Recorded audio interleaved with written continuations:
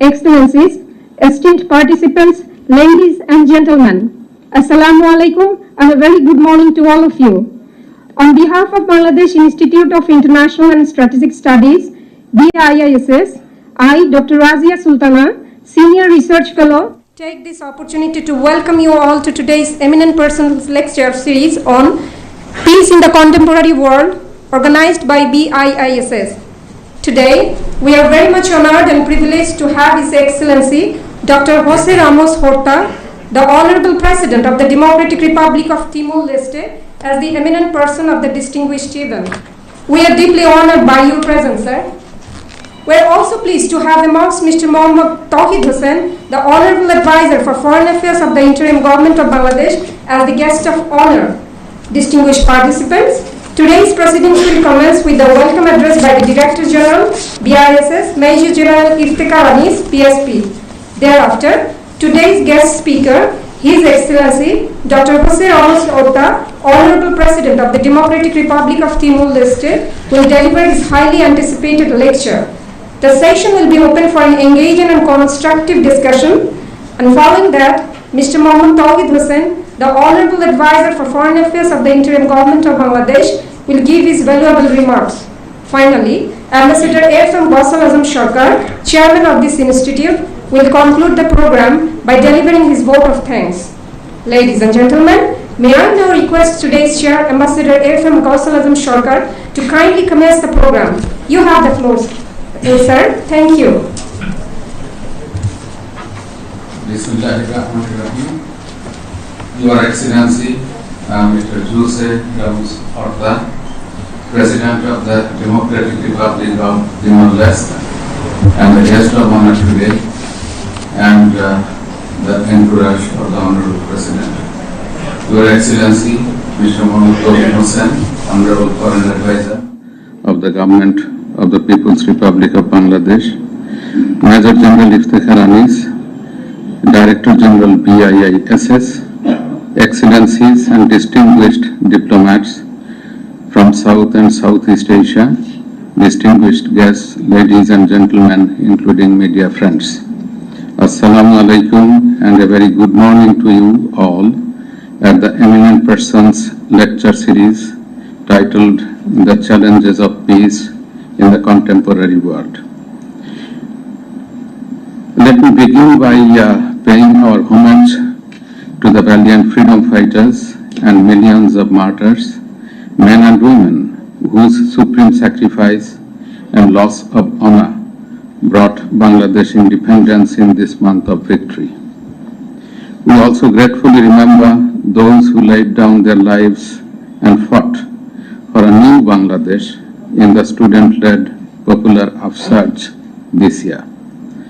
Our people's struggle and quest for peace and prosperity often meet with challenges, roadblocks and disruptions, more so in contemporary times because the world today is increasingly becoming fragmented by exclusionary blocs and alliances, tendency to pursue zero-sum geopolitics, ideological divides, cultural civilizational revisionism, neo-colonial proclivity, shady creation of dependency, politics of securitization, and more.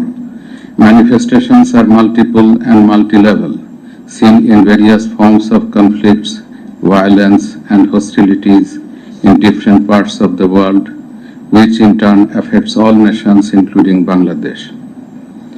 Roots of conflict and violence lie in ungraduated, self-centered, and unsettled minds,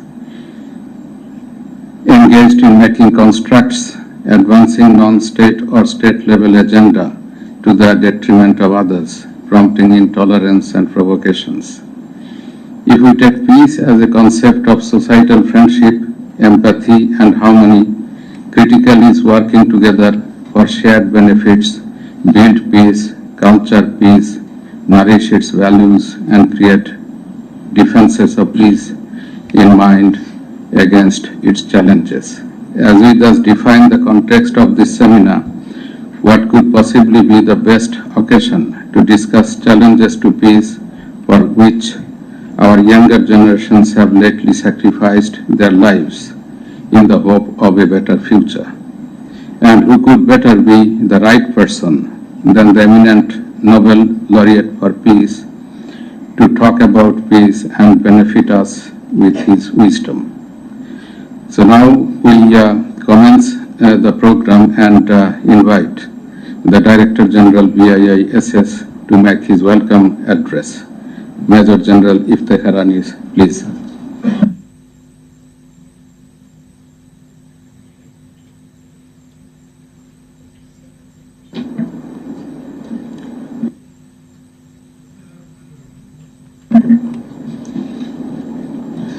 His Excellency Dr. Jose Ramos Horta, Honorable President of the Democratic Republic of Timor-Leste, His Excellency Mr. Muhammad Tawhid Hussain, Honorable Foreign Advisor to the Interim Government of Bangladesh, Ambassador AFM Gausul Azam Sarkar, Chairman BIISS, distinguished guests, Excellencies, learned audience, ladies and gentlemen, Assalamu alaikum and a very good morning to you all. We are truly honored and delighted to welcome you all to today's Eminent Persons Lecture, where we have the unique privilege to listening to one of the world's foremost champions of peace, His Excellency Dr. Jose Ramos Horta, Honorable President of the Democratic Republic of Timor-Leste. We are truly fortunate to have His Excellency Dr. Ramos Horta, who is an avid promoter of peace and an extraordinary personality whose life embodies resiliency, diplomacy, and an unrelenting dedication to justice. We are truly grateful to have him here with us today. Distinguished audience, His Excellency Dr. Ramos Horta has no doubt lived an impactful life to merit a biography which includes unparalleled accomplishments. To grasp His Excellency's narrative, one must be familiar with the history of Timor-Leste. It is a nation with a history of colonization, initially from the time when Portuguese traders regarded this island as their colony. Although in 1975, following the Carnation Revolution, Portugal abandoned Timor-Leste, but only after 9 days of being independent country, the country again was invaded, which lasted for 24 years.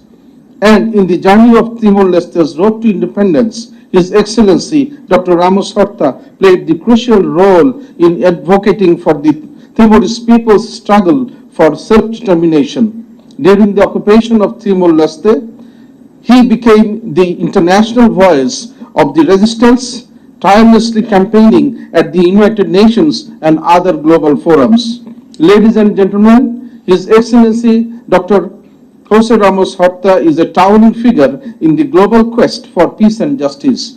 He carried out his people's struggle to international stages with unmatched eloquence and determination. His diplomatic powers earned him with the Nobel Peace Prize in 1996. After East Timor's hard-won independence in 2002, he initially served as the foreign minister, then prime minister, and later as the president, skillfully guiding the young republic through its formative years. A philosopher at heart and a statesman in practice, Dr. Jose Ramos Horta today remains a symbol of inspirations for younger generations with his vision of peace and prosperity. Learned participants, when we say peace in the contemporary world, we need to understand how the changes in the contemporary world shape the term peace. States, laws, constitutions, and civil society, which were the foundations of the international systems of the 20th century, exemplifies a more forward-thinking approach to peace. Hence, contemporary perspective on peace places emphasis on issues pertaining to democracy, human rights, politics, and security. When we look at the complexities of peace, we find that these complexities are multifaceted, shaped by a wave of interwoven challenges that extend far beyond traditional warfare. In an era of globalization, conflicts are no longer confined to borders, but are influenced by economic disparities, excessive militarism, technological advancement, and shifting power dynamics. Furthermore, the aftermath of conflicts often leaves deep scars with issues of displacement, human rights violations, and long-standing grievances requiring nuanced, multifaceted solutions. Therefore, achieving peace today demands not only resolving immediate political disputes, but addressing underlying structural inequalities and fostering cooperation in an increasingly fragmented world. Ladies and gentlemen, if we look for a voice that can elucidate the complexities of peace in the turbulent world that we live in today, we can find only a few personalities, and I strongly believe His Excellency Dr. Jose Ramos Horta is one of those figures, and I firmly believe that the topic of today's lecture, Peace in the Contemporary World, is extremely relevant to understand how to achieve lasting peace in today's world, and which is marked by complex conflicts, geopolitical tensions, and shifting alliances. Allow me to express once again our profound gratitude to His Excellency for making time to share his wisdom with us. We eagerly look forward to hearing about his experience and his vision for global peace in today's ever-changing world. I also extend my heartfelt thanks to all of you for being here today. Your presence reflects a shared commitment to dialogue, understanding, and the pursuit of peace. Without further ado, please join us in giving a warm and respectful welcome to His Excellency Dr. Jose Ramos Horta, the Honorable President of the Democratic Republic of Timor-Leste. Thank you, gentlemen. Thank you, Director General, BIISS. I would take this privilege now to invite His Excellency Mr. Jose Ramos Horta, Honorable President of the Democratic Republic of Timor-Leste.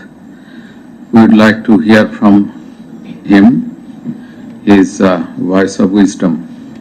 Excellency. You can speak from here, or if you want, you can go here. Both options are there. Thank you.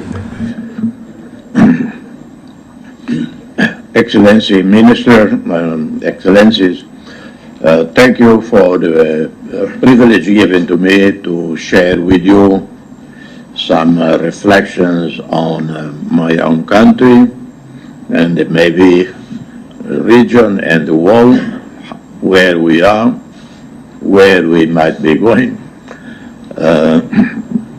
But before doing that, I first want to say again how privileged I have been to come to Bangladesh at this time. This is my third visit. I first came soon after I left office the first time, 2007, 2012. Then I was invited to speak at the commencement at the EULab, and of course visit Professor Yunus, whom I have known for a long time, more than 2 decades, and it was my first concern soon after independence of Timor-Leste, in view of the absence of economy. Nothing was circulating, no money circulating. There are few currencies circulate, whether Indonesian rupiah, Australian dollar, so we didn't have yet a currency. That was in 2000. And I had read about the Grameen Bank, about Professor Muhammad Yunus, and I thought I would invite him to come to Timor-Leste. And Lamia Morshed, who is here, thank you for coming, you came, I think, in 2000, before independence, yeah. And that was the beginning of our relationship with microcredit. I had read enough about it to venture into creating my own microcredit, which, as in the end, it turned out to be a disaster. and some money from my Nobel Peace Prize, some money people gave me, with a Timor NGO called Timor Aid, the people I knew. I asked them, can you create a microcredit? I give you the money. They say, yes, we can. So we stopped. Anyway, to make the story short, I didn't want my name in it, and the compromise was JRH, Microcredit for the Poor. And this 5 years later, more or less, they came to see me. They say more than 70% non-repayment. I took it casually, and then what?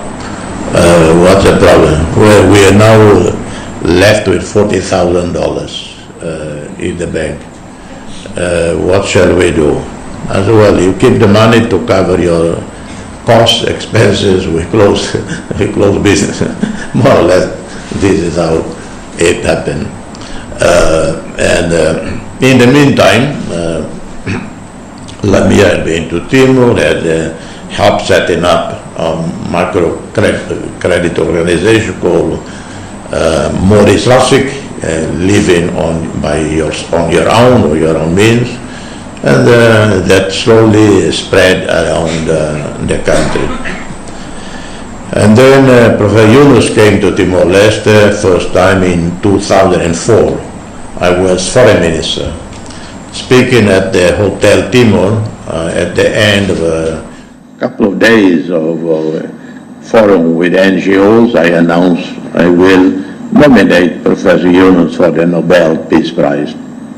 I'm sure he had been nominated many times, like Jimmy Carter had been nominated at least 10, 20 times, like President Kim Dae-jung, South Korea, had been nominated. I became an expert in understanding the workings of the Nobel Committee. And some people totally misunderstand, and they waste so much time collecting signatures. I remember in one of the times I was in Oslo, before getting the Nobel Peace Prize. It never occurred to me, I didn't care. I wanted the Nobel Peace Prize for our church in Timor, and it never occurred to me. But I remember reading in the media one Swiss priest or one Swiss gentleman, he had collected 1 million signatures to nominate Bishop of Chiapas, Mexico, because back then, Mexico, that area was very much in the international media, and nominating Comandante Marcos, his name, Bishop of Chiapas, and then other nominated Commandant for the Nobel Peace Prize. I thought, well, what a waste of time.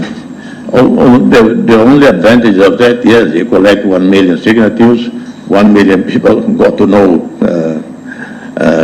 about your cause. But by then I understood.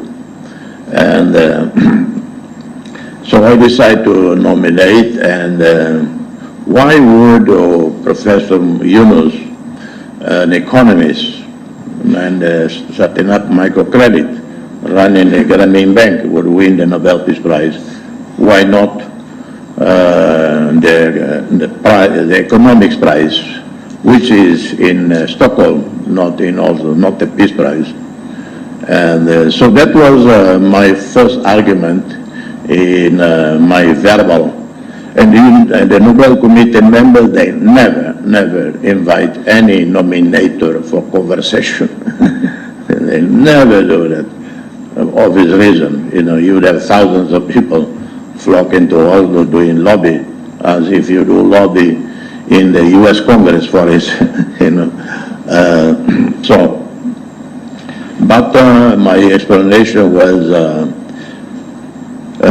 not because of the simplistic argument by some because in 91, following this, the Twin Tower World Trade Center terrorist attack, there was this simplistic argument that it is poverty that breeds terrorism. And I was invited to sit at a forum in Waldorf Astoria. The World Economic Forum that year had this 2002 decided to do a World Economic Forum in New York, in Manhattan, in tribute, solidarity with New York. And at the same podium, there was President Shimon Peres of Israel countered that. I said, no, that's, I think would be an insult to poor people. You would have terrorists all over Africa, all over much of Asia. No. Terrorism is an ideology, is politics. Yes, sometimes it grows out of disfranchisement, and out of alienation, out of anger, desperation, manipulated, ignorant, manipulated by those who promise heaven, etc., etc. But elimination of poverty, yes, contribute to a much more peaceful, tranquil environment in a society, in a country. So that's my argument. And grabbing back Professor Muhammad Yunus' contribution, first, regardless of the debate about the causes, consequence of poverty, gave hope, better life to millions of people. No Nobel laureate, no academic is so well known, respected, esteemed in the world as Muhammad Yunus.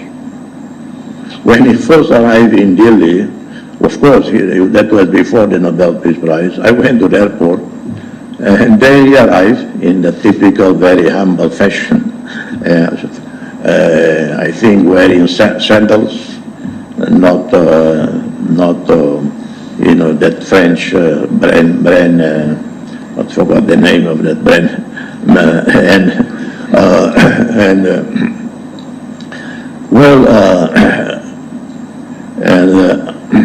I would add, you know, what a great luck, great how fortunate Bangladeshi youth. The Bangladeshi youth of the current revolution remind me a bit of Che Guevara and Fidel Castro. But Fidel Castro and Che Guevara, they stormed their way into Havana from Sierra Maestra with guerrilla fighters. These ones unarmed, more the style of Mahatma Gandhi, and a very unique style, because even Mandela, they must celebrate Mandela, whom I had the privilege to meet, led an armed struggle. And he argued, he defended for a long time. And only Mahatma Gandhi till the very end proposed non-violence. And the youth brought about this end of a particular regime themselves, youth, without any violence. Of course, violence happened, but not as a strategy, as a policy. And then who they choose to lead? Well, you couldn't have a better person than Professor Yunus. So then you have such a great condition for a successful revolution.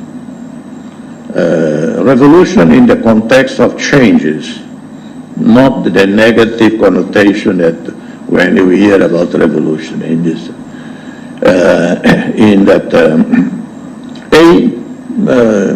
successful revolutions all had a leader. successes as leader. You cannot do changes in a school, at home, in a village without a leader or leaders. Leaders with vision, leaders with ability to articulate, to share the vision, the ideas, the promise with the people, and they embrace your vision because it meets their anxieties, their expectations, their desires. And leaders that have compassion. Leaders have to be brilliant. You have to study. Well, either self-educated or study and study and study. Understand everything that related to the society. But at the same time, you have to have the ability to communicate. You do not communicate, people, yes, might read through books, but that's less effective. But leader that through his or her life, her work, show how committed he or she is to the society, to improve the lives of the people. Well, that's Muhammad Yunus done all his life. To lift from poverty, from desperation, millions of people, and not only in Bangladesh, all over the world. It's amazing how impactful has been the work of Grameen Bank, the work of Muhammad Yunus. So that's a privilege to come to Bangladesh, a country that produced two of the best NGOs that I know of. I tell you, ladies and gentlemen, I know all the NGOs in the world, good and bad.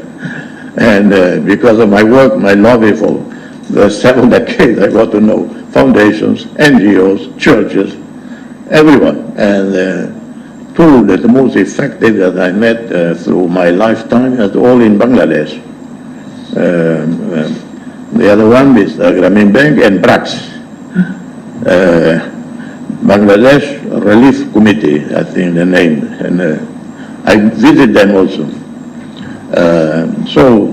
This country has produced some of the best people, the best ideas, best institutions for change. So for that, I thank. Timor-Leste, where we are today, 22 years after independence. When we started independence in 2002, we had literally zero money. Our annual budget at the time was $68 million. $68 million. Really no economy, no investment, so very poor. We had 20 medical doctors. We had 1 PhD. Electricity was very precarious only in parts of the city. Today we have, and we had 1 university with 10,000 students. Today we have 18 universities or institutes of higher learning, together 40,000 active students. We have more than 100 PhDs. The PhDs are from different countries of the world because until only 3, 4, 5 years ago, our university didn't have PhD programs, even master's programs, few of them. So now we have more than several hundred PhDs. We have 20 doctors. Today we have 1,300 medical doctors. And electricity covers 97% of the country or more. 96.1% was 2021 data. So 2024, that I say probably 98% of the country. Hardly any road. Today we have the national roads in most of the country. Still parts that don't. parts going to the villages, no seal roads. To 2025, we are going to invest more in rural roads, in water and sanitation. 2002, life expectancy of Timor-Leste was less than 60. Today, about 70, 71 years.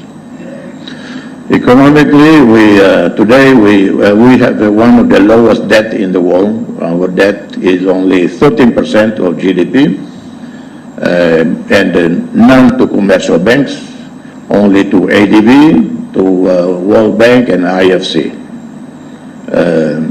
And the debt is because we want to, because we have our investment in we create a petroleum fund, our sovereign fund, with the first oil and gas revenues in 2005, we created a sovereign fund. Initially, all the investments, all the return from the oil and gas went to U.S., invested in U.S. Treasury bonds. We diversified starting 2009. Today is 40% of several $7 billion invested in equities, in the equity market, and in euro-issued bonds, developed market bonds. We are looking now to diversify, invest in developing market economies, particularly in Asia. That has been at least my argument with fund managers who chose to invest in developed market bonds. I totally disagree. I told them it would be more profitable to invest in nursing homes in Europe than investing in European developed market. We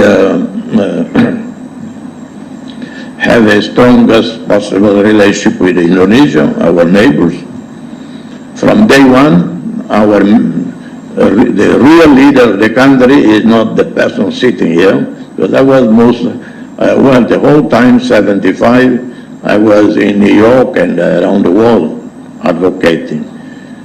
It is a gentleman called Shanana Guzman. You might have read, you might have heard, super charismatic individual. 17 years in armed struggle, in political struggle, underground struggle, 8 years in prison in Indonesia. And in prison, he turned the prison into a forum. And all the prisoners loved him, Indonesian prisoners. And the prison became also a place of communication. He was able to communicate from prison. He had laptop, he had mobile phone, and then he had some prison guards working for him. Once I asked him, I sent him money from abroad. I said, listen, my friends don't ask me for where I spend the money, but could you send me a letter, a simple letter, say that you got the money? So I tell them. And so one day, a few months later, he sent me a very comprehensive report, handwritten. And I noticed in the report, there was an item, salaries for 12 prison guards. So he was paying $50 for every prison guard, the 12 $50 salary. And to make the story short, then one day I heard Mandela was going to Indonesia. I immediately decided I have to see Mandela. So with some friends in ANC, I went to South Africa. Well, typical of ANC those days, I arrived there, nothing had been organized, absolutely nothing. I went to the ANC headquarters. They last minute held some ANC women, activists, some young men coming to see me. You know, they had not organized anything, so last minute they called all these people coming to see me. And then, with due respect, I came to see Mandela, not you people. And they are so embarrassed. They say, he's too busy, too busy. I said, that's okay, I have plenty of time, I wait. They start getting impatient because I wouldn't want to leave the country. Then I met a young South African called Robert McBride. He had escaped death sentence, execution, by chance. Mandela was released, ordered his release right away. He was one of the masterminders of one of the biggest attack on the South African Air Force Club.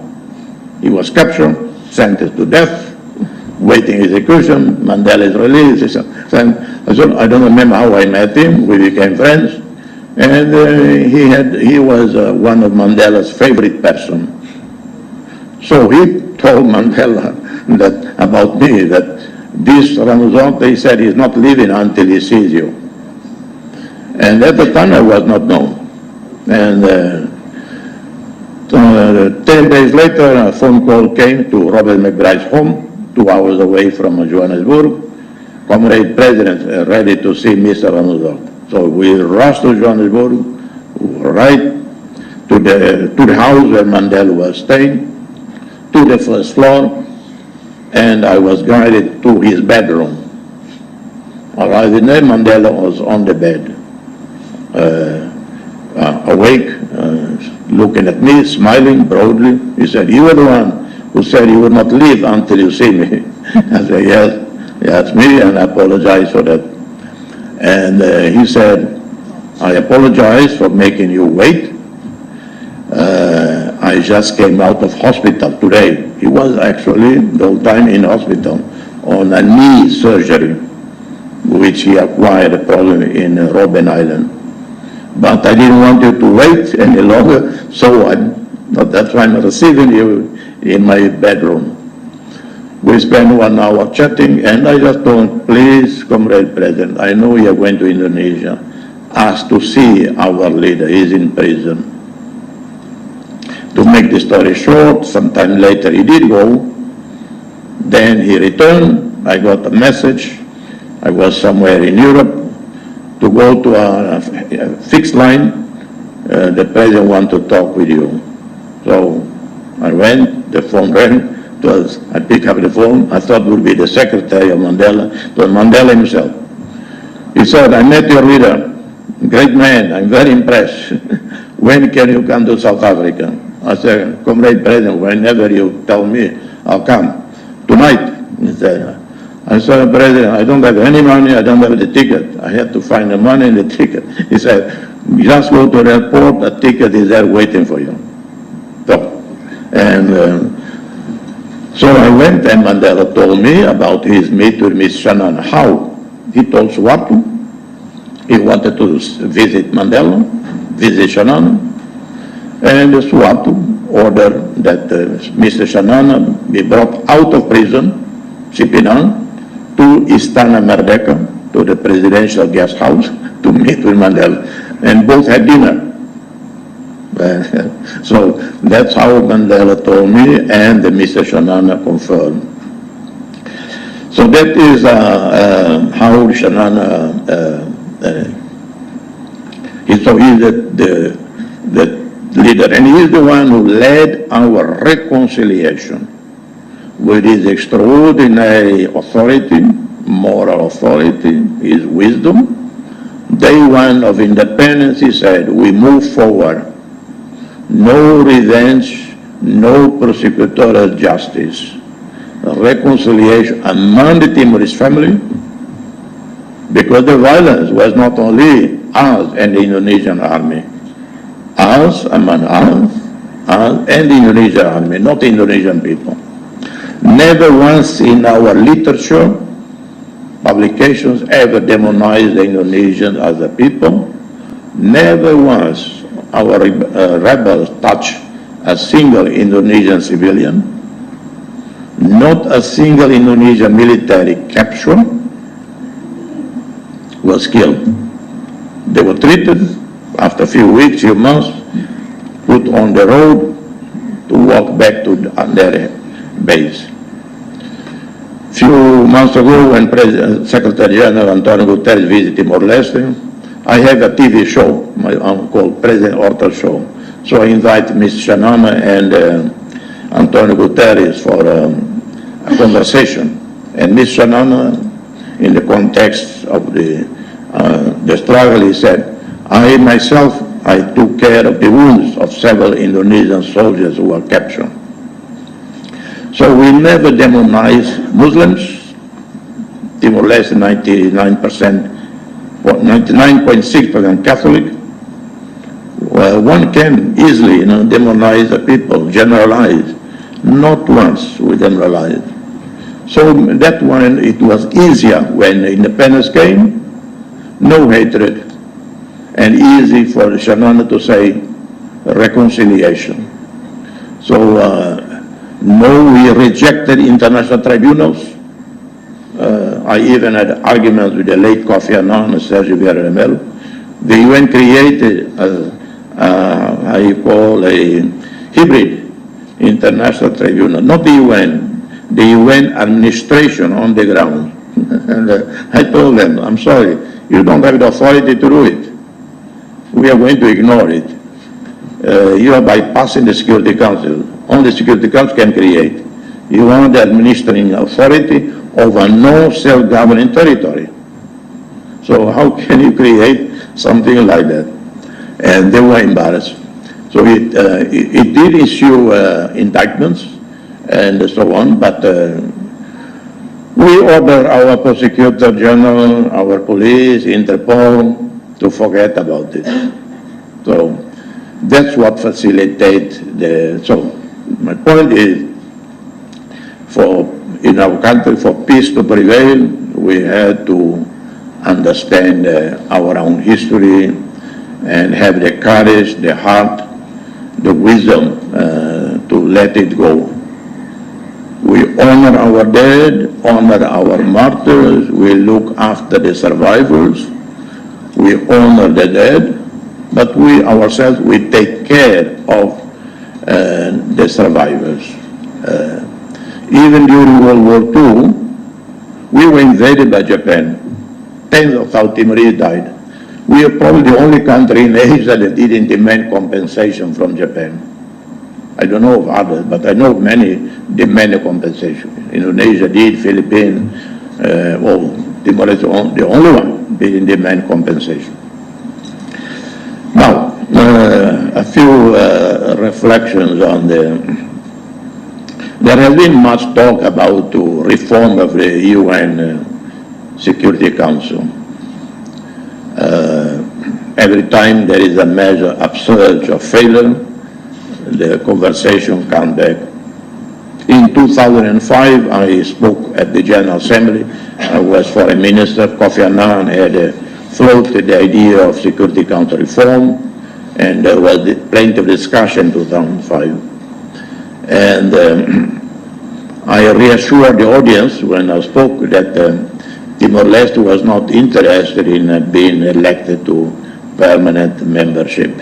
And because the Italians, foreign minister at the time with sense of humor, he was referring to Germany because Germany was one of the European countries wanting a permanent membership. So Germany, Brazil, India, 4 countries, and Japan, the so-called G4 that want to campaign together. And the Italians said, those who talk about reform Security Council, they themselves want to be the... So I said, but let me reassure you, I'm not talking because of that. And under the current 2-year rotation, Timor-Leste probably will be eligible only 2040 something. And I said, I thank everybody, so many who have already expressed support for Timor candidacy in 2044. I made it up. But I do not think that expanding the numbers of permanent membership, non-permanent membership correspond to the current demographics, obviously, of the world. But doesn't mean necessarily that it's more representative, but doesn't mean it will be more democratic and it will be more successful. That I have an article, an essay coming out in the next few months with my own ideas about how that the UN, the collective, the global security arrangement could be more effective in preventing conflicts like Ukraine. Many of us knew it was going to happen. It just waited for a tough leader in Russia to emerge and will take action to redress what they saw as the post-Cold War encroachment on their security area. To make it simple, that it would happen. Gaza, it was there, and anyone who followed it know it is going to happen. It would happen.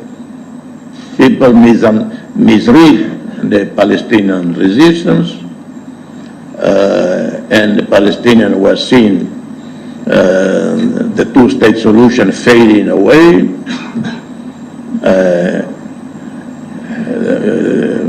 A lot of talk of Saudi Arabia would be the great prize for the normalization relation with Israel. So Gaza happened. Why it happened? Why Ukraine happened, and why Myanmar happened? The coup in 2021 happened. Everybody knew something will happen. So we talk a lot about conflict prevention, but every time we fail. I was in January in Rome, met with His Holiness Papa Francisco for 45 minutes, and I devoted at least 20 minutes of my concern about Myanmar.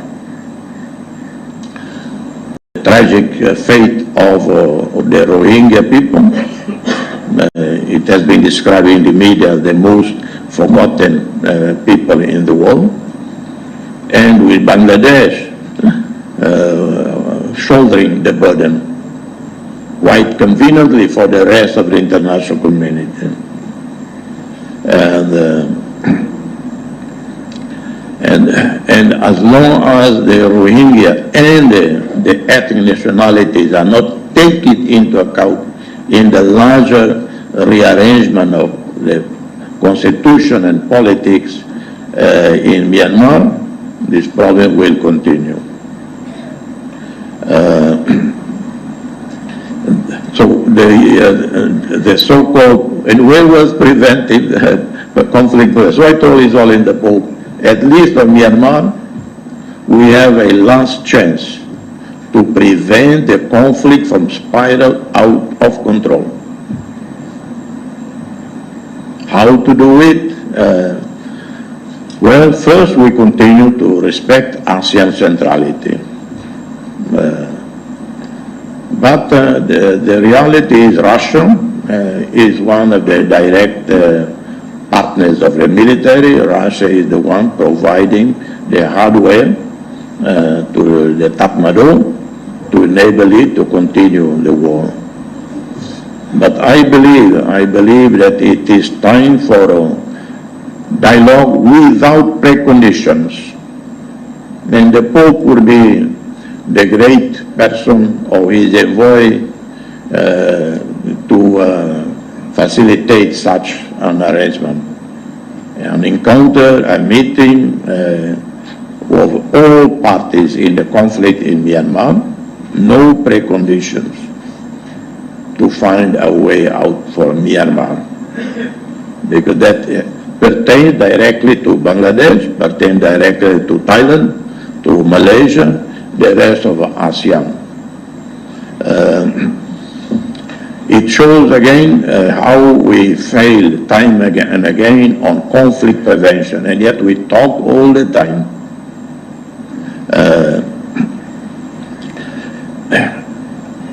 And ironically, of the 5 permanent members of Security Council, 4 at least are directly or indirectly implicated in all of these conflicts, in Ukraine, in Gaza, and elsewhere. And I'm not making any judgment about why they should be implicated. I'm just saying they are implicated. Many years ago, in my previous function, I was Special Representative Secretary General in West Africa. I was invited to go to Geneva for sharing a platform with former President Martti Ahtisaari of Finland, with Nobel Peace Prize. And there were 700 people in the audience in Palais des Nations. And the question was asked of me, the people stopped asking Ahtisaari any question, because he's more diplomat than me, so he kept avoiding the question. And as you know, the Nordics are not very excitable or exciting people. And it takes a lot to excite some Nordic person, and particularly Ahtisaari. So people start getting a bit bored with him, and most questions were addressed to me. Maybe they thought I was less experienced and I talked more. And I was asked about Syria. One question from the audience, and I said, I'm not going to give you a politically correct answer. Let me tell you the following. This war will continue for the next 5-10 years. More than 1 million people will die before it ends. I gave the example of the war Iran-Iraq. It went on for 8 years. Biological, chemical weapons were used. More than 1 million people died.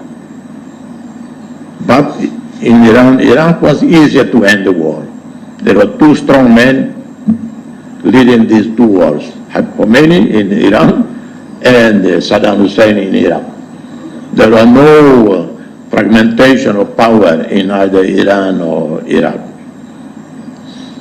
When the two sides were exhausted, and I said, when the sides were exhausted, they will call for peace. Syria, much more difficult, more than 100 armed groups, and so many extra powers involved. So it's still going on, and probably will get worse, with further aggravating polarization of the relationship among the Security Council members, particularly P5. That I said in 2013 in Geneva in regard to a question on Syria.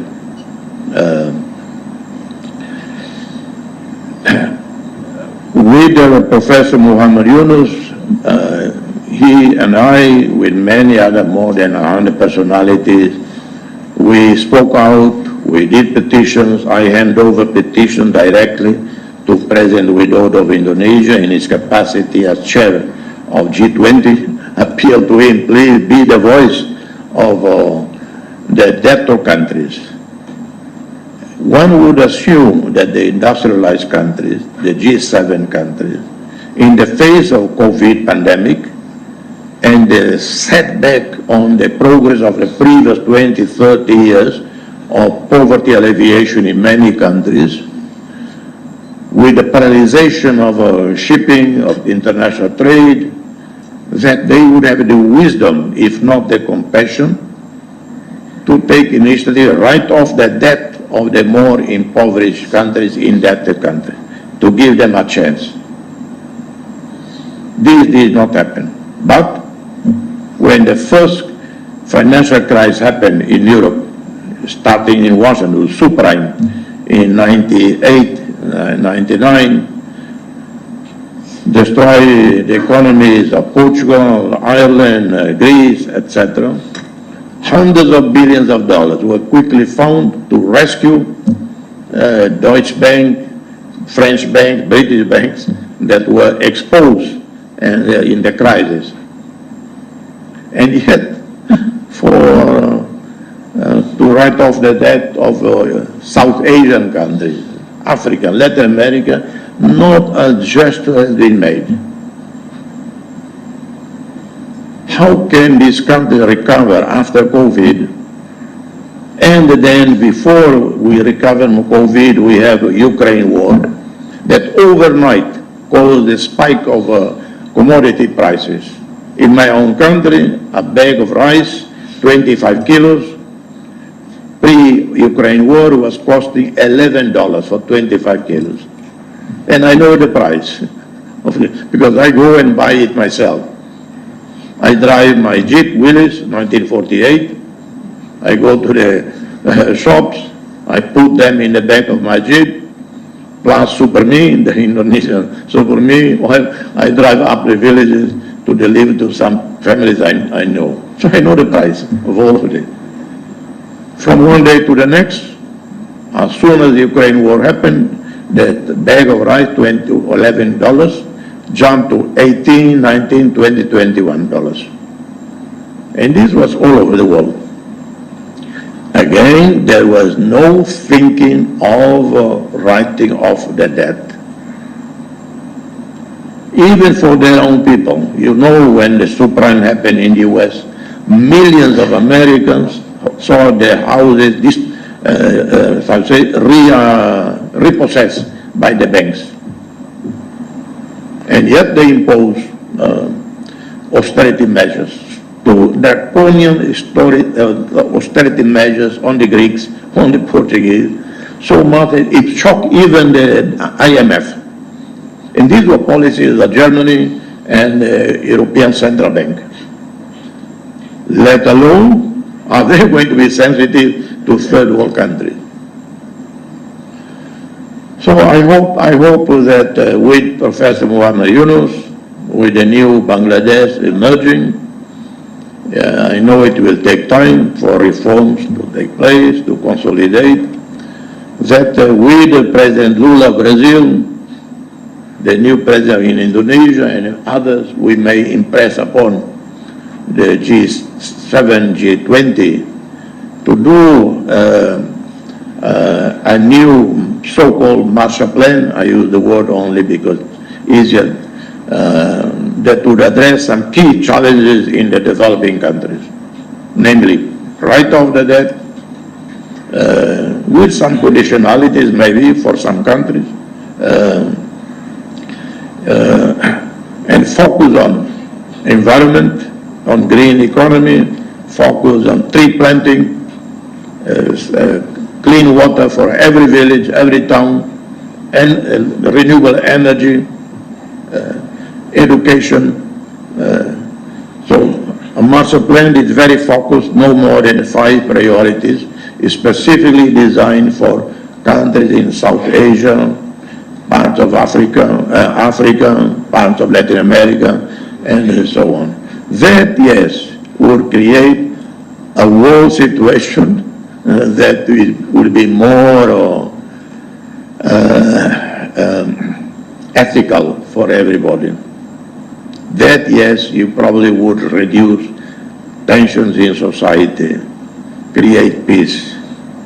Peace doesn't come about by speeches.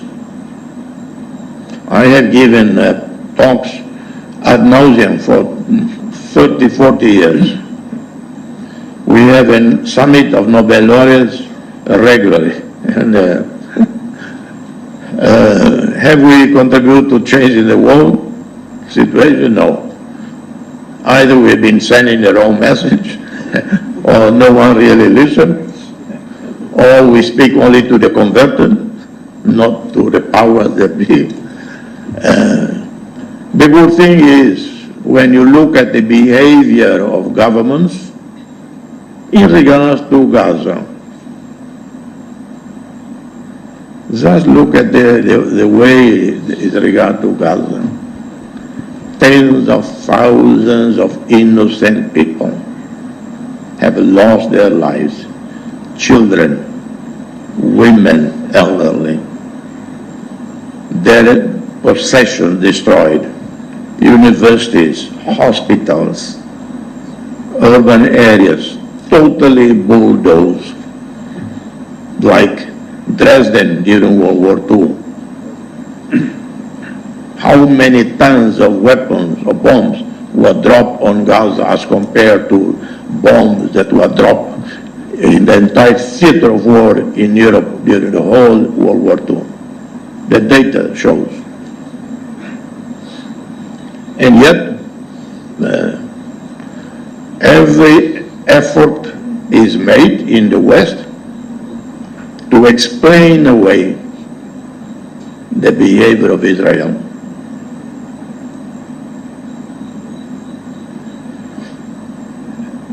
But at least you see in the streets of Europe, United States, the people speak a different language.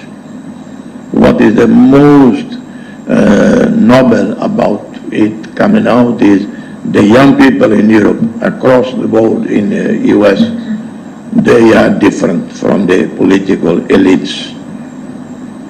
Maybe with that, yes, there is hope that we can engineer a new global order. That cannot be the assumption is to create a rival body to G7. If we create a body that is a rival to another one, there has to be a meeting of minds of all emerging global powers, whether in Asia, with those in Europe, in North America, to redesign a new order. And that is possible. We've seen through history how miracles were made after a war. And Professor Muhammad Yunus, together with many others, we can do that. We have to do that. So this is my remarks. Sorry, I haven't written a formal speech to share with you. I didn't have the chance or the time. But I'm very happy to answer any questions, further comment if you wish. Thank you.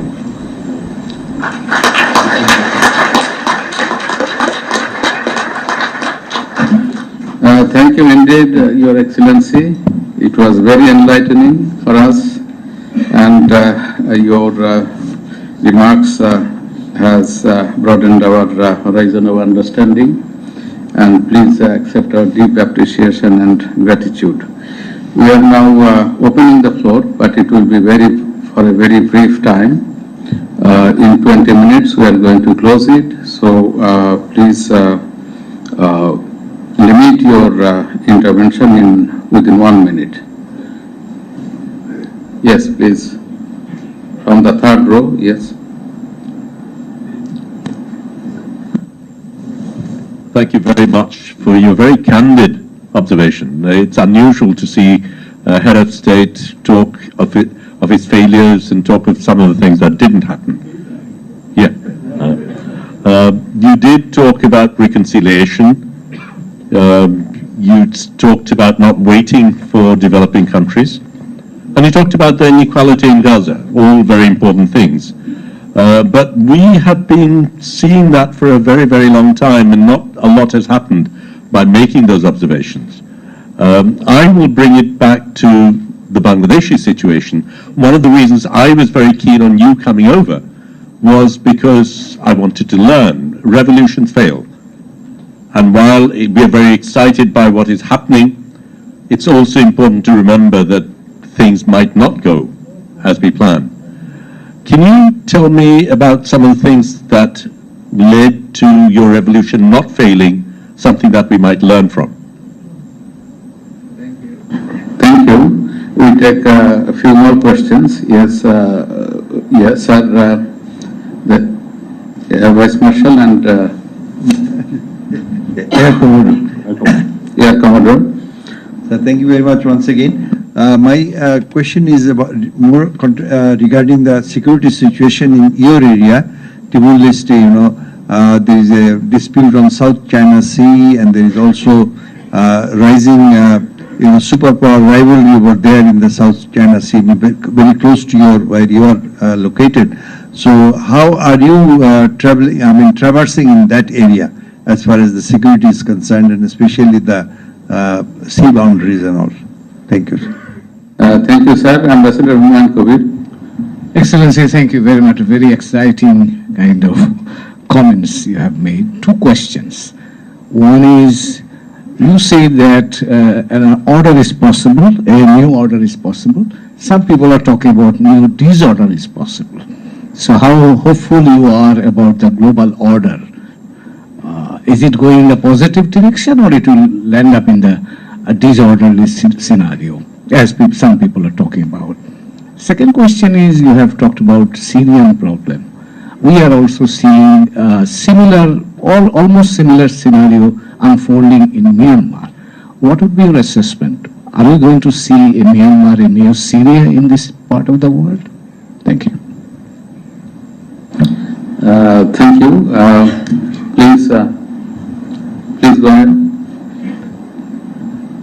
Only question, please. Thank you, Excellency. Your revolution had been successful. One person has already mentioned. I would like to know in World of Freedom Index, your country's position is 20, ahead of many champions and runners-up. France, UK, and most importantly, USA at 55, and your position is 20 in World Press Freedom. What's the secret? How do you achieve that? And another short question is on the ASEAN centrality. I mean, if you talk about the written documents, say U.S. National Security Strategy, there it is mentioned that ASEAN they consider as the central for Indo-Pacific strategy. Where do you find the deficiency or lacking in this respect? So you have mentioned that ASEAN should have centrality. Thank you. Sorry, short question, please. It has been an honor listening to you. As we see that a global order which has been hijacked by the West has failed, and we don't see anything good coming out from there because of the self-interest that is ingrained in that world order. But can Central Asia and Far East, and with the help of Africa and South America, create a new world order, really, to become a counterforce to the existing world order, and something could emerge from the leaders and the countries which are endowed with resources to create a new world order and a new world development strategy. Thank you very much, DVP Ingvad, and then I think we have to listen to our guest of honor, honorable guest of honor. Excellency, thank you very much once again. You mentioned in your excellent speech, strongest possible relationship with Indonesia, Timor-Leste, you have that. That triggered me to ask you this question. Timor-Leste and Bangladesh, we actually share many commonalities, small state, surrounded by a very big state, and so on and so forth. So you have a very excellent relationship. We have been trying for the last 54 years to have excellent relationship with our biggest neighbor, but we find that they misread our revolution, our spirit of the population. What goes wrong? Can you just highlight? Thank you so much, Excellency. Thank you indeed. Now we request our honorable guest of honor to respond to some of the questions from the floor, and then if we have time, we can collect some more questions. Well, the first question, I would say, in general, I'm not referring to any country specifically, ups and downs, progress, setbacks, a reality throughout the world in many countries, including in the West. Of course, in the West, they have been fortunate to not have had some of the conflicts that we in the developing world had. They are wealthier, they are better protected, they have institutions, but nevertheless, even in the West, they have not escaped some failures and setbacks. So that there are setbacks in Indonesia, in Thailand, in Timor, in Bangladesh, in India. Many people are always too fatalistic or pessimistic, and war is the end. I said, no, come on, like today with the re-election of President Trump, many of my friends in Washington, in the U.S., they're moving out. Some of them, we are now meeting with the Italian consulate in LA. We want to move to Italy at least for 1 year, and so on and so on. And I said, no, it's 4 years, 4 years mandate, and Donald Trump was in the first term. He threatened to do a lot of damage, but no real damage was made except the crazy tariff war, which like shooting yourself in the foot in the trade war with China. And they seem to forget that the hundreds of billions of dollars. A few years ago, $3 or $4 trillion Chinese money in the U.S. treasury bonds, and now China has been withdrawing the last few years. And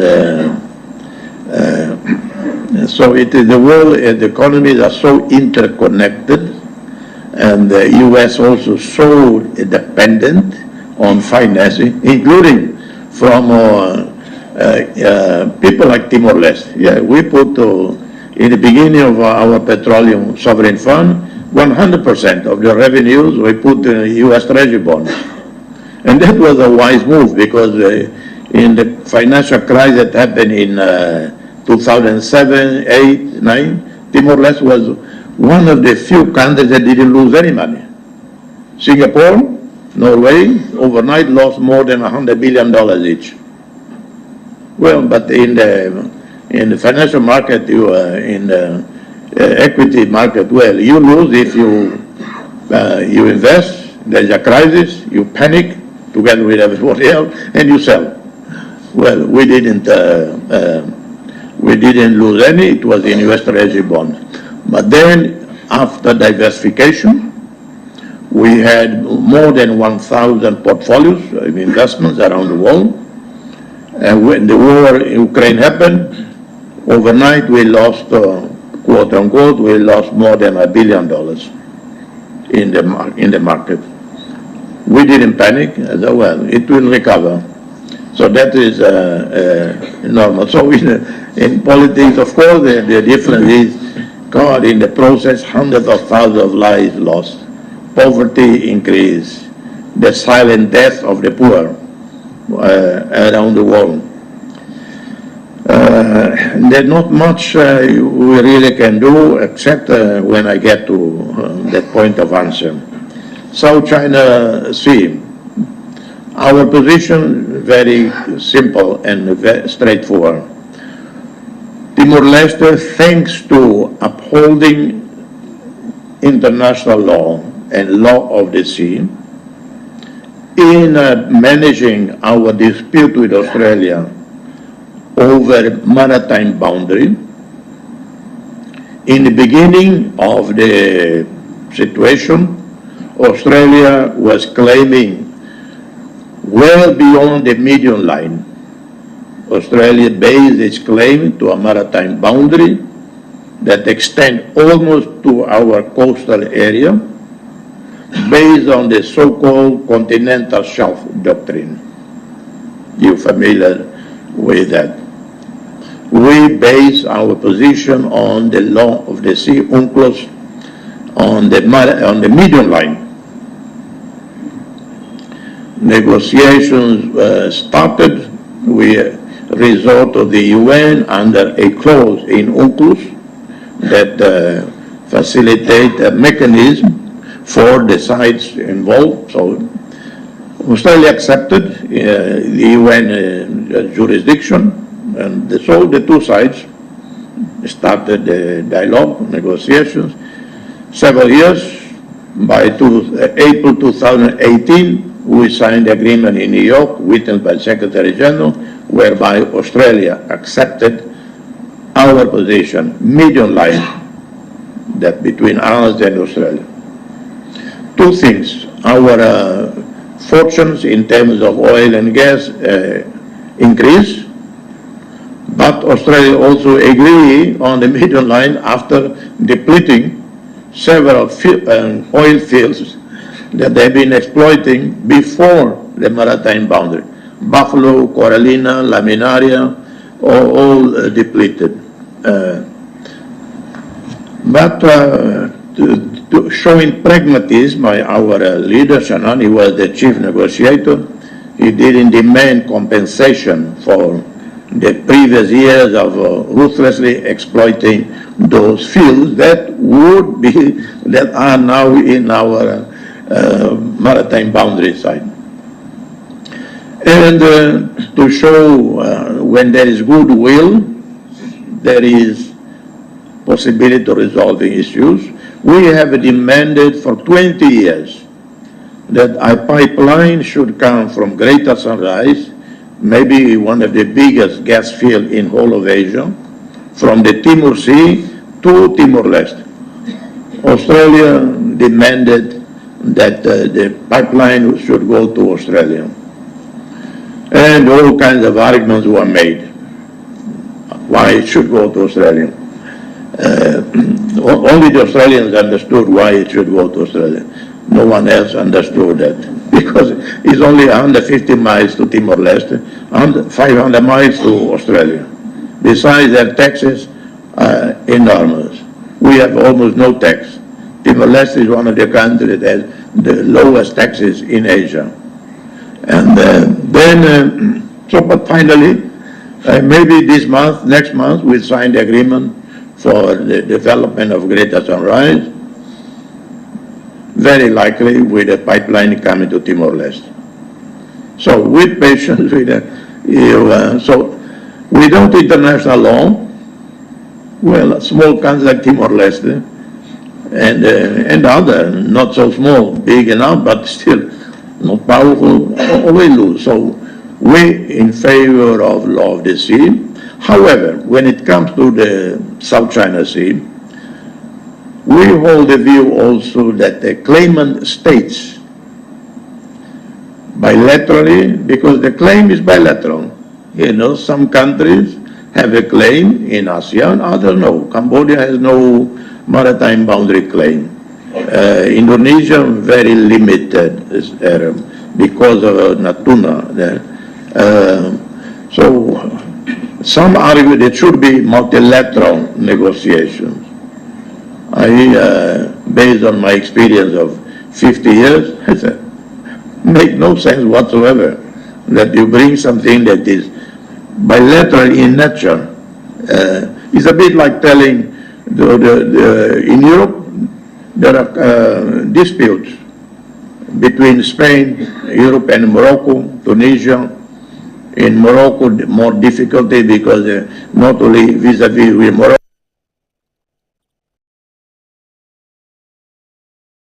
putting it to some UN international multilateral mechanism. So, bilateral negotiations between claimant states in ASEAN or whatever with China, that is one of the other claimants. But I also have said, ideally, it should be that the ASEAN, all the claimant states plus China, which is a claimant state, should show wisdom and convert South China Sea into a sea of peace and cooperation, free of any militarization, free of predatory activities that destroy the environment, the fishery stock, and so on. When I met with President Xi Jinping in China in July on a state visit, he said, I agree with your views, referring to me because they have read my views before. On bilateral, they were said to resolve claimant states. He said, agree with your vision, South China Sea, a sea of peace. The problem, the tendency of some countries always look for enemies where there are no enemies. And I have to say frankly, I'm not a brightest person on earth. So I take more time to study than normal people. That, you know, you don't need to study much, you understand right away. With me, it takes a long time to study.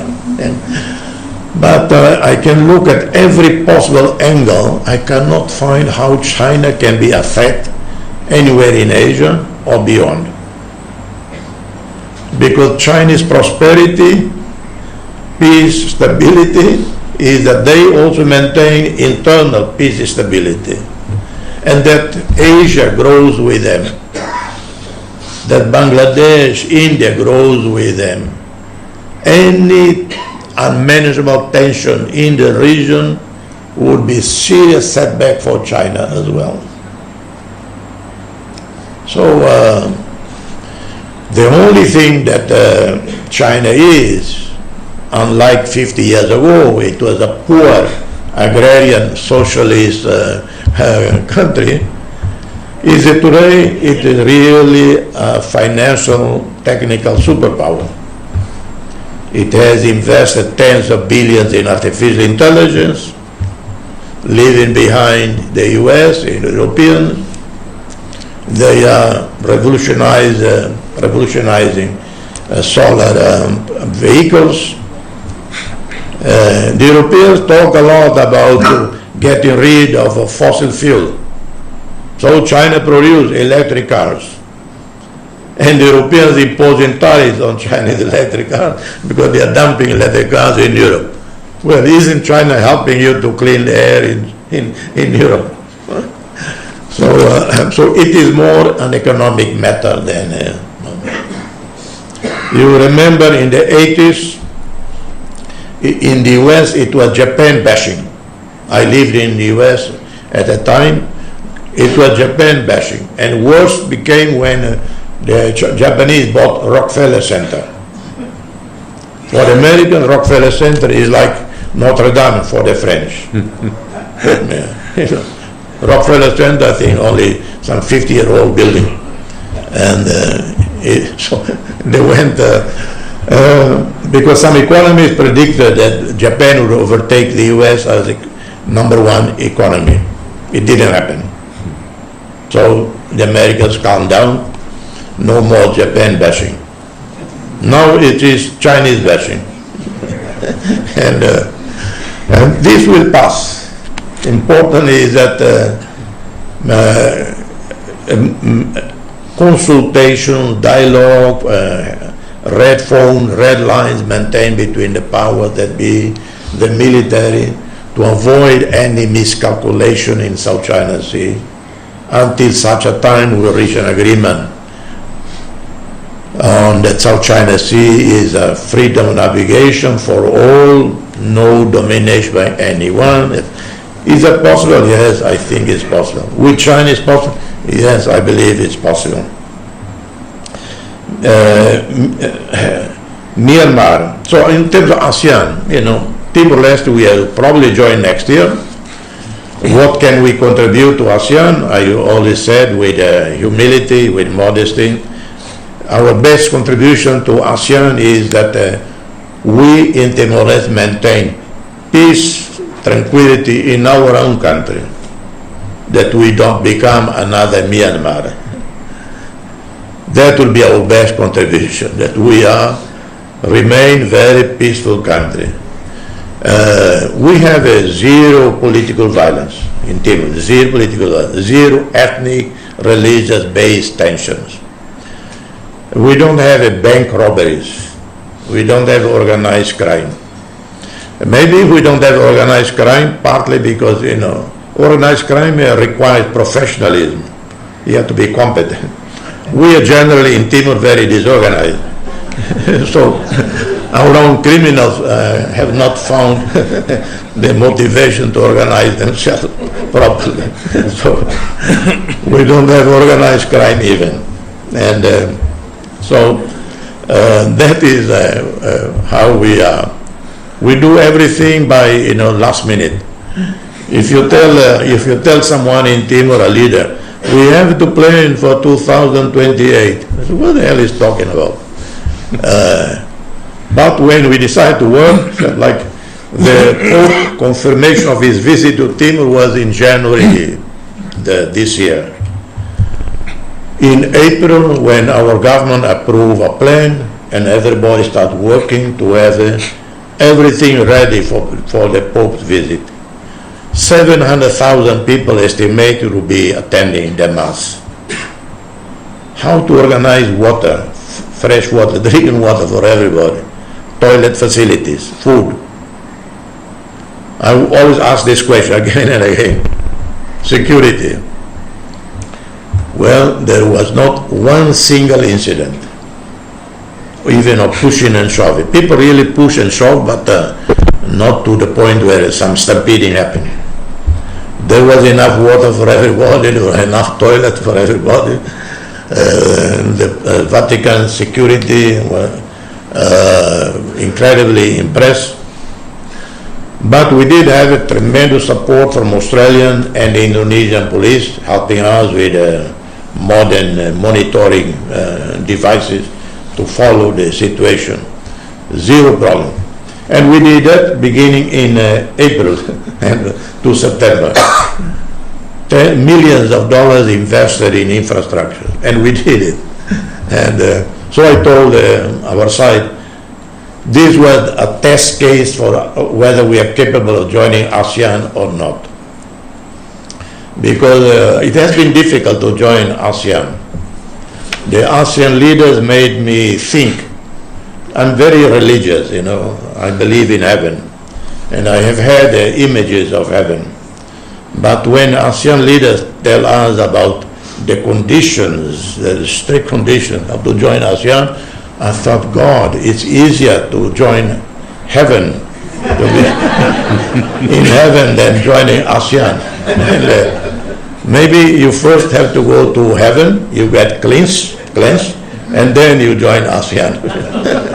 And but then they relented a bit, and so we have fulfilled already more than 75% of the so-called roadmap, the milestones.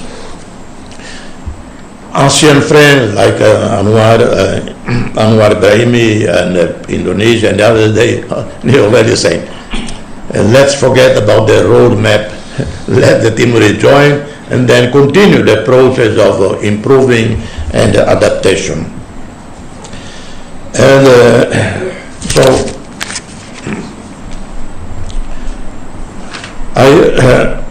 in terms of long-term, I would say, you know, when I look at the BRICS, I cannot avoid but think that it is a rival to G7. It's a rival to G7, and it is. You see the reaction by Donald Trump. He threatened 100% tariffs on BRICS if adopted a single currency and all of that. It might come to nothing, but why did we have to reach to the point where some countries have to turn what was simply innocent academic from this bank in UK or US? It was an economist who concocted the phrase BRICS just by telling Brazil, India, China and Russia will reach such GDP in such years. From that became an organization. Well, a bit complicated to have different elephants in a China room. And why not the countries aspiring for BRICS, why not dialogue with the G7 and come up, because these are the countries that have the possibility of create a new world order. Why not patient dialogue between all of them with the G7 countries? But maybe, yes, maybe that's going to be impossible. We know how G7 expelled Russia from G7. G7 plus. the G7 plus years. They expelled, no? Because initially Russia was invited in, then expelled. And why not China in G7? Yeah, and that's what create this missing, this gap. So why not bring everyone together rather than two additional rival blocs? I'm afraid it is not going to help anyone. So I just, to share with you one. In '95, I gave an interview, first ever interview to CNN. Before I won the Nobel Peace Prize, I was not too well known, but somehow CNN was interested and gave me time, space for more than 20 minutes in the program called Diplomatic License with Richard Roth. In that interview, remember, May '95,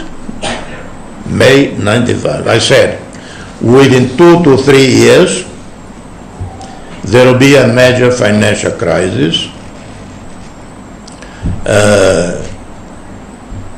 The Suharto regime era will come to an end because of economic crisis, increasing illegitimacy of the regime. Then it will be easier to negotiate a solution to the Timor problem.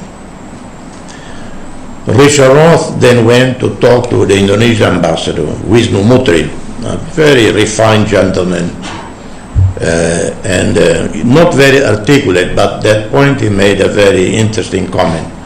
The journalist asked him, Mr. Ambassador, Mr. Ramos Horta said within 2 to 3 years the Suharto regime will fall. And the ambassador responded, Mr. Ramos Horta is always too optimistic. Well, exactly 2-3 years later, the Suharto regime fell. Exactly as I had predicted. And financial crisis that happened first in Thailand with the baht. And then came down to the worst hit was Indonesia. Created problems in Malaysia between Mahathir and Anwar. Philippines survived because President Fidel Ramos had made reforms previous years and it was solid. South Korea collapsed. That resulted in the election of President Kim Dae-jung that year. My point with that is that there are situations in the world that have come unstuck. There has to be change. The problems accumulate in such a scale, domestically in one country or more, and globally, that somehow something will have to. I think we are reaching the point without another world war. World War II created the new UN, created and generated into action on the master plan, generated the UN Charter, the Human Rights Declaration, and all of that. We don't need that. The world society have advanced to such an extent that I believe the accumulation of this with right leaders and leaders who are in BRICS, leaders who are in the global south. I don't, when you talk about climate change in the debate generally around the world, always pointing fingers at the richer countries. Yes, they are the most responsible. Timor is responsible only for 0.003% of CO2 emission. But I've said, let's plant more trees. Let's clean up our rivers. It was not the Chinese or the Americans who came and dumped plastic in our rivers. We did it. We are the ones who cut off the trees. So let's do it. If in every island, every country, we do what we must do to restore environment, well, we will have a better world. So, but then the combination of minds, combination of resources, because today there is more money in the individuals in Asia there is more liquidity in Asia than liquidity in Europe and the US together, put together. So why not an Asian-led initiative? Rather than blaming always again and again the West, the scapegoat, why? People like Muhammad Yunus and others in Asia, led by someone like him, with the banks, Asian families, Asian foundations, put up trillions of dollars for an Asian fund. First, to resolve problems in Asia and extend to Africa. Yes, I personally will put up a paper on that. Will it work? Well, we'll see.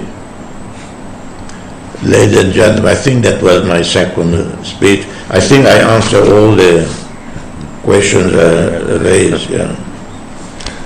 So.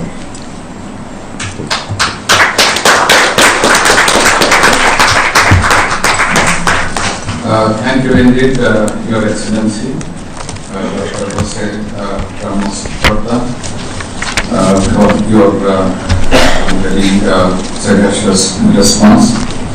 Now we have come to the close of the open discussion segment. We are going to listen to our honorable foreign advisor. Now, sir, you have the floor. Thank you. Your Excellency, Jose Ramos Horta, Honorable President of the Democratic Republic of Timor-Leste, Excellencies, ladies and gentlemen. I have, my officers have given me a nicely worded, written speech, but I find that much of it has become redundant after what you have said. So I will go into this. I'll just make a few points. First of all, let me just congratulate you for the excellent speech that you have given. You have mesmerized the people basically, and the question answers also done in your own way. And I'm sure everyone will agree with me present here that we could not have we could not in any way have a better time utilized during the time that you have spoken. Just a few issues. For example, solving problems bilaterally. Of course, most of the problems we have to ultimately solve bilaterally. The one problem that I don't know how much you faced, probably you faced is late, but then we must remember Thucydides that who said that the strong do what they want to do and the weak accept what they have to accept. And unfortunately, the world largely runs on those principles even today. The end of the Cold War did not really bring peace. It dispersed the conflicts in some ways. Maybe there are the possibilities of confrontation between the most powerful receded, but then it is again coming back. We are in a situation in which we have to be careful so that there is no exchange of miscalculations between the two, between the different powerful countries, and the sufferers will be all of the people. In fact, the lack of peace in any of the countries or any part of the world actually is a lack of peace for the entire world in these interconnected days. There has been, talk of the UN reform saying that the veto power holders initially they wanted us to believe that by giving the powers to them, the most powerful ones of that time, the world is going to see more peace. But we have seen that the veto powers that were bestowed on those countries did not really go for ensuring peace in the world, but to just look after their own interests. There has been a talk of a number of countries who are also very rich and very powerful these days, who come up after the formation of the United Nations in the 40s. But would that help in any way? Say, if we have, instead of 5, if we have 10 countries who have veto power, is that going to help the other 150 countries or 190 countries? It's not, in my opinion. Again, it will give, as you call it, that has been a coinage of the term, that new centers of privilege only. But that is not going to help the others. I think the more immediate problem just next door to Bangladesh in Myanmar, you have also mentioned this.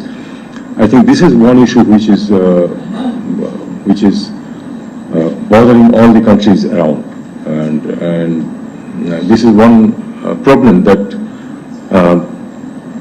we need to find a resolution as quickly as possible. We have this 1.3 million refugees in our country, you know it.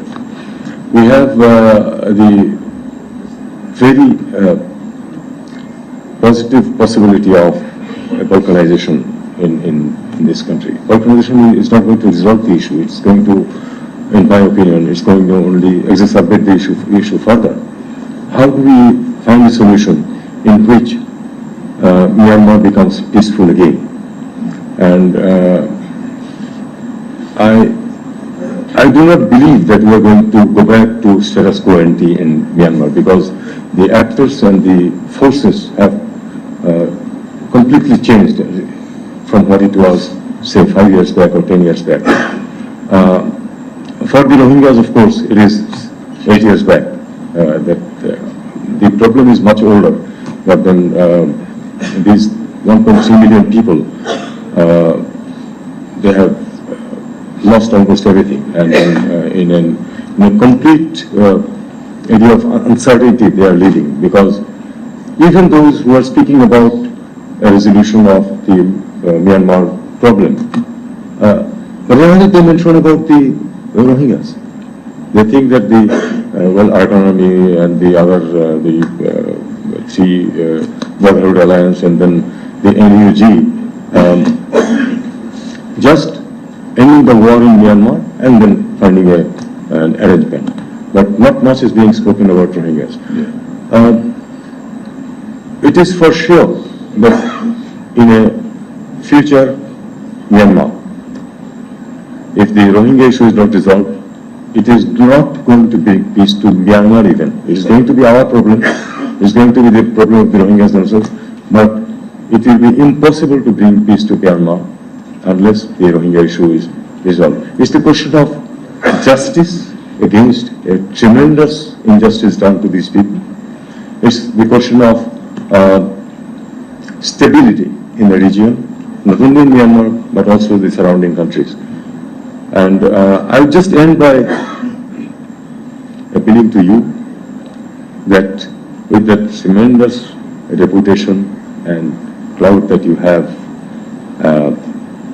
developed, personal clout that you have, I would expect that you take an initiative and be more vocal in your region and in ASEAN to make it clear to the people who take decisions that unless you resolve this, unless there is justice for the Rohingyas, there is not going to be peace in the region. And we want peace. We don't want war. We have no intention of engaging in any conflict. But then, unless this issue is resolved, there will be no peace for Bangladesh, and there will be no peace in the region. Thank you. Thank you.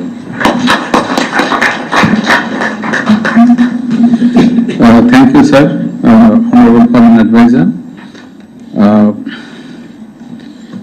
We have come to the